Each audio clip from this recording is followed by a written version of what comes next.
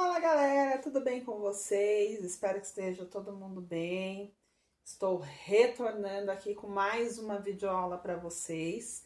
Hoje eu vou explicar para vocês o caso completo, o caso da equação de segundo grau completa, tá? Eu vou apresentar para vocês a famosa fórmula de Bhaskara, tão temida fórmula de Bhaskara, mas que não há razão nenhuma para temer, tá? Basta aí prestar atenção em algumas regrinhas, tá? Que eu vou mostrar para vocês e tudo fica bem, ok? Então vamos lá, vamos dar uma olhadinha.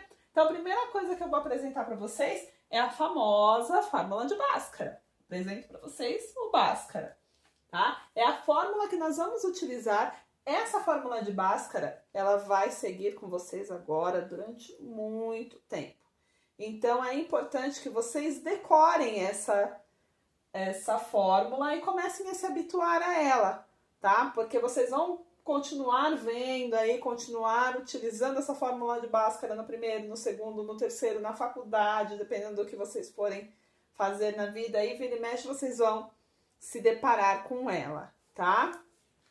Então, aqui nós temos o seguinte: x é igual a menos b, mais ou menos raiz de b ao quadrado, menos 4 vezes a vezes c, tudo isso dividido por 2a. Esse a, b e c eu já falei anteriormente para vocês, mas na hora que a gente for fazer o exemplo, eu falo de novo o que é esse a, esse b e esse c, tá? Só que existe uma variação dessa fórmula, essa é a fórmula completa, é a fórmula completa dela, tá? Existe uma variação. Para quê? Para que o cálculo se torne um pouco mais simples, tá? Em que a gente desmembra, tá? Tudo isso daqui a gente chama de delta. É a fórmula de delta que a gente põe separado aqui. Então, na verdade, essa fórmula de Bhaskara, geralmente a gente utiliza dessa forma, tá? A gente utiliza o delta separado. Por que a gente utiliza o delta separado? Porque fica mais fácil, mais simples de resolver, tá? Então, aqui nós temos o delta, que é b ao quadrado, vezes menos 4 vezes a vezes c. Encontrou o valor do delta, substitui dentro da raiz. E aí nós temos x é igual a menos b, mais ou menos raiz de delta, sobre 2a. Eu já expliquei para vocês o porquê do mais ou menos também, tá? Porque eu posso encontrar tanto valor positivo como negativo. E na hora de resolver isso daqui, eu vou explicar para vocês direitinho por que a gente utiliza o mais ou menos dentro da fórmula. Algumas observações são importantes, tá? Na hora de se resolver o delta, nós temos que fazer algumas observações muito importantes. Para quê? Para a gente saber se precisa continuar a conta, se não precisa, se eu encontrei o resultado correto ou não. Tá? Então, quais são as observações que eu tenho que fazer? Calculei o meu delta, encontrei um valor maior que zero, ou seja, um valor positivo. Quando eu for calcular aqui o valor de x, que nós também chamamos de calcular as raízes, tá? Apareceu lá, calcular as raízes é a mesma coisa que achar o valor de x, calcular o valor de x. Então, encontrei ali no meu delta um valor positivo, quer dizer o quê? Que quando eu calcular aqui o meu x, eu vou encontrar dois resultados diferentes. Ah, professora, mas eu encontrei lá no final da minha conta mais 2 e menos 2, são iguais. Não, não são, tá? Mais 2 e menos 2 são resultados diferentes, que quando a gente coloca dentro de uma reta numérica, menos 2 está numa extremidade e o 2 está lá na outra. Ou seja, não são resultados iguais, tá? Meu delta, ele deu igual a zero. Se o meu delta deu zero, quer dizer que eu vou encontrar dois resultados iguais. Ah, professora, deu zero e quando eu fiz lá o x1 e x2, deu 2 e 2. Isso sim são resultados iguais. Menos 2 e menos 2, tá? Sinal igual, número igual. E, finalmente, se eu encontrar lá no meu delta um resultado menor que zero, ou seja, um resultado negativo, eu sei que não vai ser possível calcular, tá? Por que, professora, que não é possível calcular quando der um delta negativo? eu não consigo extrair raiz quadrada de número negativo. Não existe um número que elevado ao quadrado dará um número negativo. Ok? Eu vou apagar aqui a lousa e trazer aí um exemplo prático, tá? Com resolução, para que vocês possam entender tudo isso que eu estou falando aqui agora. Então, olha só, gente, eu trouxe aqui um exercício para poder mostrar para vocês a aplicação correta aí da fórmula de Bhaskara. Primeira coisa que a gente tem que ver aqui é o A, B e C, tá? Identificar corretamente esse A, esse B e esse C. Como que eu faço isso? Vou observar lá na minha fórmula e lembrar que A é sempre o número que acompanha x ao quadrado. Quando não tem número acompanhando esse x ao quadrado, quer dizer que esse valor é 1. O B é aquele número que acompanha o x. Só que eu tenho que observar se esse número é positivo ou é negativo, tá? Se esse número for negativo, eu vou escrever ele aqui no B ou no C, ou independente de onde seja, ele negativo, tá? Senão vai dar errado. Então aqui, como eu tenho menos 8, eu vou escrever aqui menos 8. E o C é o número que não tem x, ou seja, o 15. Para que eu faço isso? Para poder resolver aqui as minhas duas fórmulas, tá? Aplicar de forma correta os valores encontrados lá na minha equação para poder resolver. Então, vamos lá. Primeira coisa que eu vou fazer, repito aqui, ó, o símbolo de delta, né? Eu vou começar sempre resolvendo delta. Por quê? Porque sem o valor de delta eu não consigo calcular o valor de x, tá? B ao quadrado. Quem é B? B é menos 8. Então, olha lá, menos 8 ao quadrado, menos 4 da fórmula. Esse menos 4 sempre vai permanecer, ele não pode sumir porque ele faz parte da minha fórmula, tá? Vezes A. Quem é A? A é 1. Então, vezes 1, vezes C. 15. Fiz a substituição, agora eu vou resolver. Menos 8 ao quadrado, 64. Aqui eu tenho multiplicações múltiplas, eu vou observar, eu tenho o sinal de menos, faço primeiro a multiplicação de sinais, então menos vezes mais, menos, menos vezes mais, menos, certo? 4 vezes 15... Olha lá, 4 vezes 15, 60. Ok? E aqui eu faço, ó, delta é igual a 64 menos 60, delta é igual a 4. Então aqui eu já começo a fazer aquela observação. Lembra que eu falei? Vamos observar o delta? Esse delta, ele deu positivo, um valor maior que zero. Então, se ele der um valor maior que zero, quando eu terminar de calcular o meu x, eu tenho que encontrar dois valores diferentes. Tá? Lembra lá da regrinha que eu acabei de falar para vocês? Então, no final aí dessa conta, eu tenho que encontrar dois valores diferentes. Vamos lá conferir isso?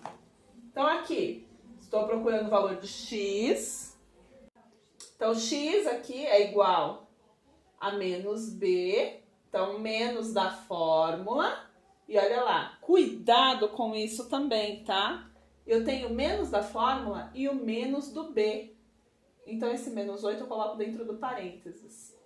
Tem gente que erra porque esquece do menos da fórmula e o menos aqui do meu valor. E aí acaba fazendo errado na hora de fazer o jogo de sinais. Mais ou menos raiz de delta. Quanto que deu meu delta? Meu delta deu 4. Sobre 2 vezes A.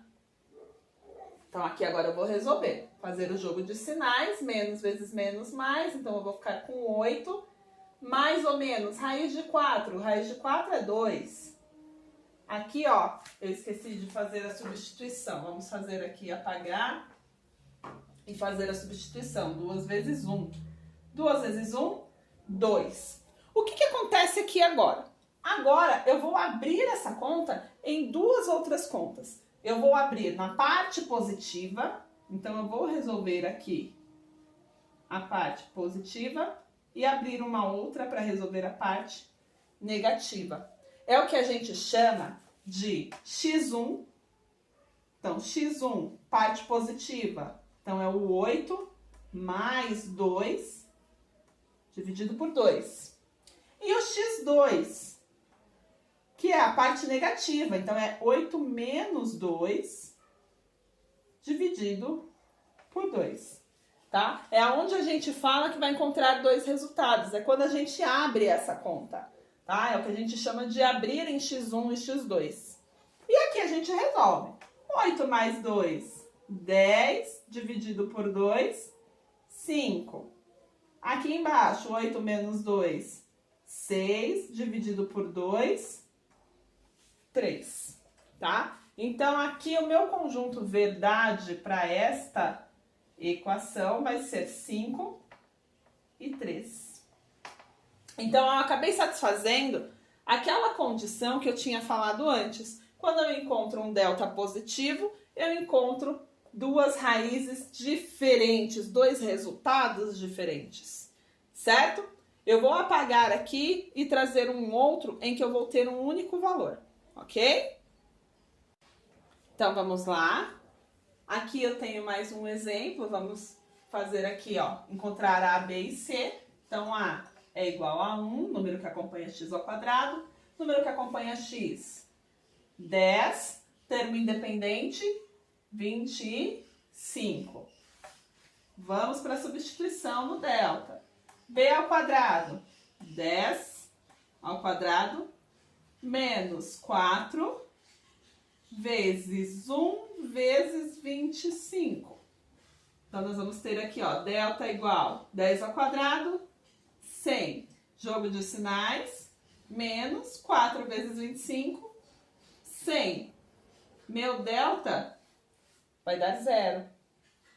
Vamos observar agora se realmente a gente vai encontrar apenas um valor? Então, vamos fazer a substituição aqui, ó. X é igual a menos B, então menos 10.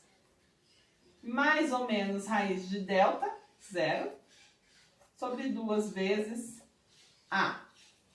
Então, aqui, 2 vezes 1, né?